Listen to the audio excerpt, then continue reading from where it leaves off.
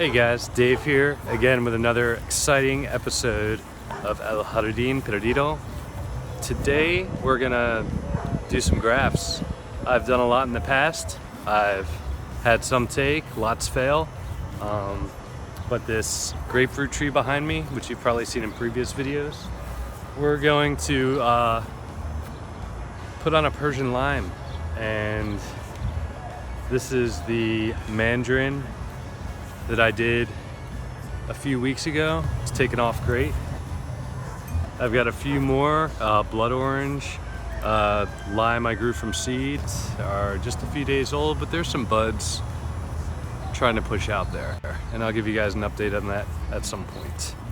Also, I might want to get this out of the way for the duration of the video if you guys are looking at me funny. I did get bit by something pretty intense. Maybe a spider, I don't know. I'm not dying, it's all good though. Thought I'd get that out of the way. Also, I'm pretty new at this, a couple videos in here, but I've heard this notion of subscribing and liking and commenting. If you like what you see here, or if you have questions, or if I'm doing it wrong, you know, feel free to comment, like if you like. But anyway, on with the show. Okay, also before we get into this, I want to share with you guys where I'm at as far as kind of prepping the tree for this. This is citrus, so it's gonna be a little bit different than your hardwoods, apples, pears, plums, stuff like that. What I did here in previous videos you've seen, but I've taken down quite a bit of this tree here for reasons more like the fruit was way out of the way, but I am taking advantage of these shoots here that are coming off like crazy, because that's what we're gonna graft onto. Okay, tools. Before we get started, what do you need for such a thing?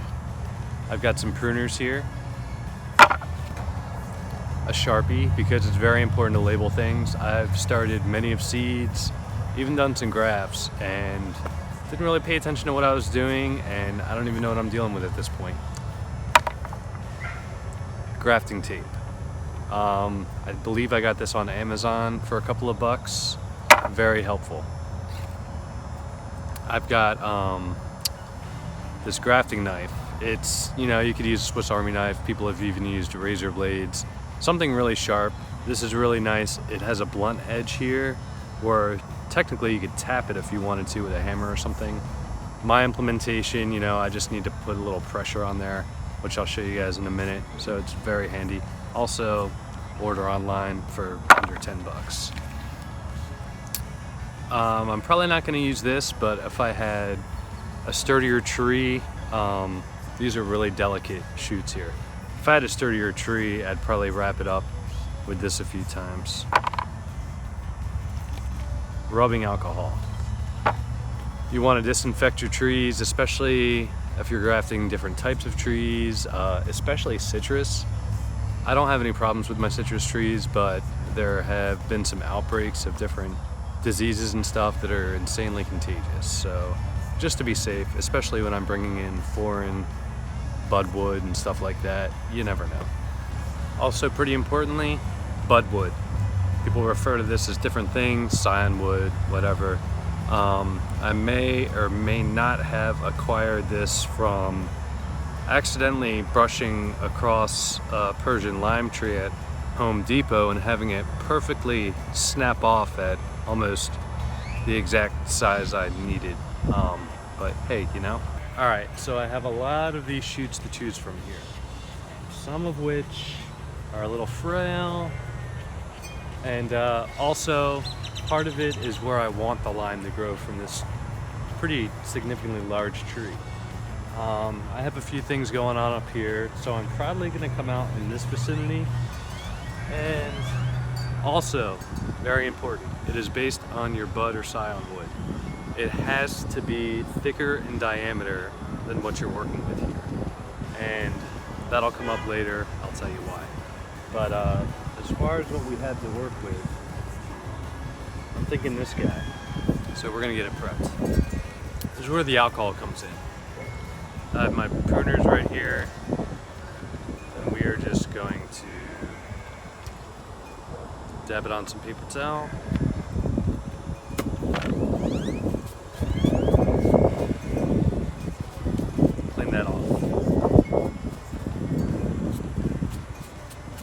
Make sure it's a little dry.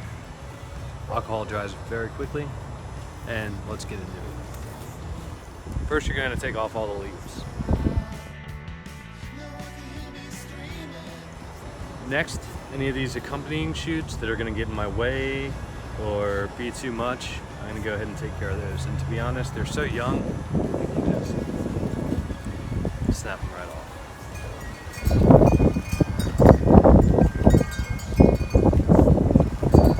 And I'm going to keep this one next to it, just in case I screw up, because it happens. Also, what I'm going to do is the same alcohol towel here. Wipe my pruning knife. So I'm just going to go ahead and start taking off the leaves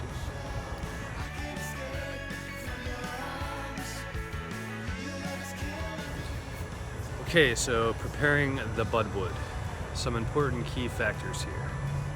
One, you definitely want the diameter to be smaller than the diameter of the rootstock or the shoot or whatever you want to call it.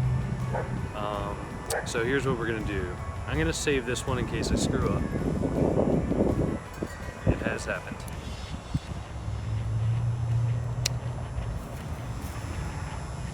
And put that aside. Alright, so I'm going to get up close here. This is what we're working with.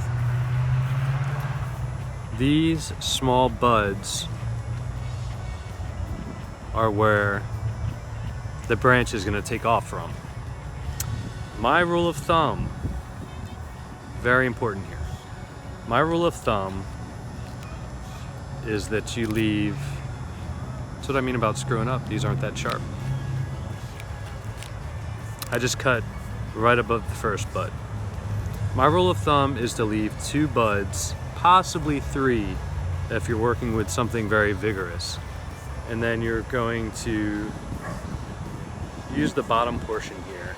By the way, we are doing a cleft graft. There's tons of different grafts. Those are other videos. Cleft grafts have worked out for me perfectly.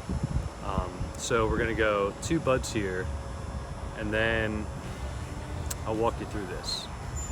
You basically want, between the 2 buds, that's gonna be 1/3 of the entire budwood you're gonna use. So say if you count down 3 more, you're going to need this much to work with in contact with the tree here, the budwood, or I'm sorry, the rootstock, or whatever you may be grafting onto. Okay, so we're going to snip below that. And if you'll give me a second.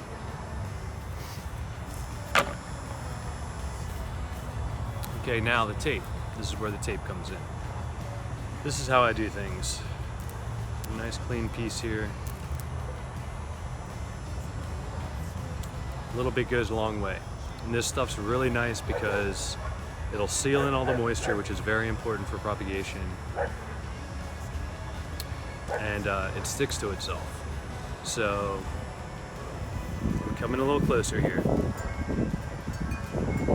You definitely want to make sure the top's sealed. And you're going to kind of loosely start wrapping. And now tighter. And work your way down to that second bud.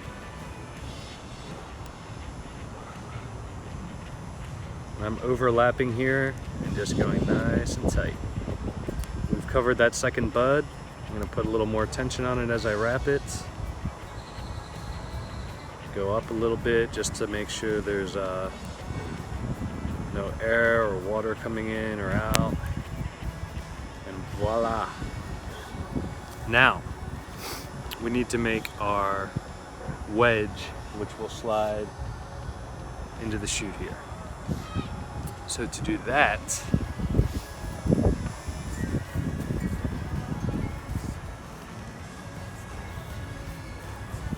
we're going to go straight down here and make a wedge all the way to that point. Use my knee for this, that's what I usually do.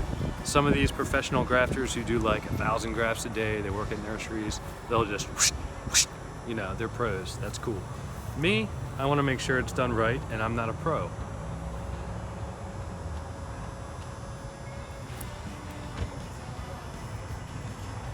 Speaking of not a pro, that was a little more tender than I anticipated, and cut off a little bit too much. So here, we're working with the buds here, and this is about, you know, I said the third rule. This is a third, well, it's a half in this case. I'm gonna go ahead and, okay, rather than painfully walk you through another version, I'm going to just do this piece I saved in case I screwed up.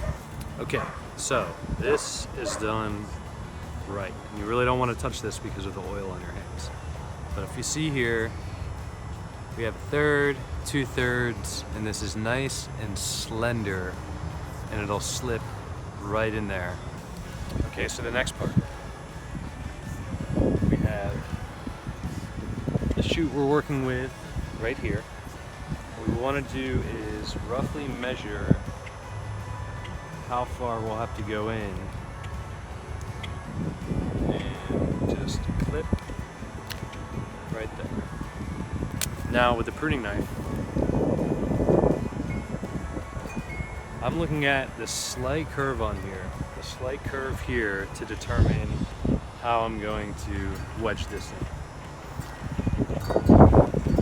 You want the most contact you can have with this thin green layer here. I don't expect you to see it, but there's a thin green layer here called the cambium layer. You want that to be in contact with this cambium layer. That's why we're working with so much here.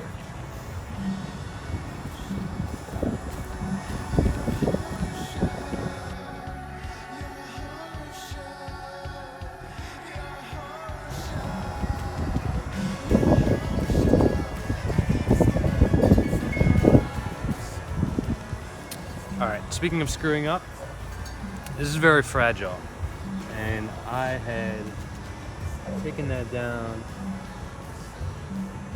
pretty slim on the side instead of going right down the middle. What I think I'm going to do though is, since that's still attached, try to slip this in and kind of fold it right there and make it happen. To do that, I will need some more. To do that, I will need some more parafilm tape. You probably hear my neighbor's music, and I am speaking loud enough so that maybe they can hear me. Yeah, they're bumping that a little bit. That's where I got the name El Jardín Perdido. This is a very culturally unique part of town, and I chose to pay homage by giving it a name in Spanish, Jardín Perdido, which is the forgotten or lost garden. This used to be a garden. There's evidence of things popping up here and there and the established fruit trees, and I'm bringing it back to life.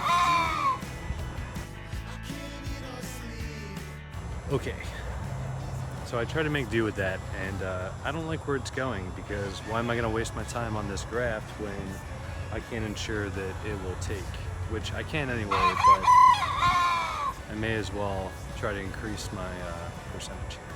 Okay, so I'm going to use this guy. I took off some of the leaves and stuff behind the scenes as not to waste your time. Okay, so one more time, we're going to go down, kind of give it a little pressure, and split this guy a wedge. Okay, we got what we want.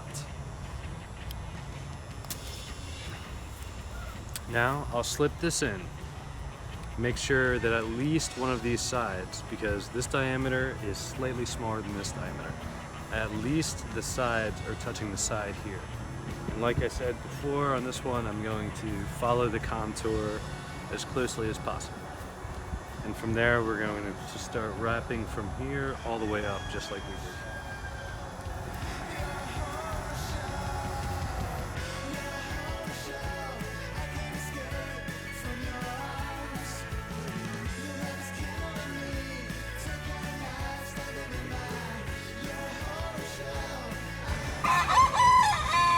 that rooster.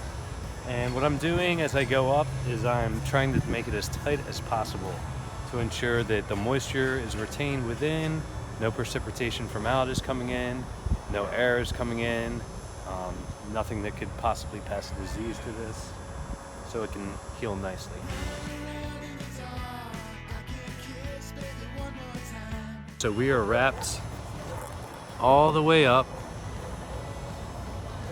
and ready to go with that sucker.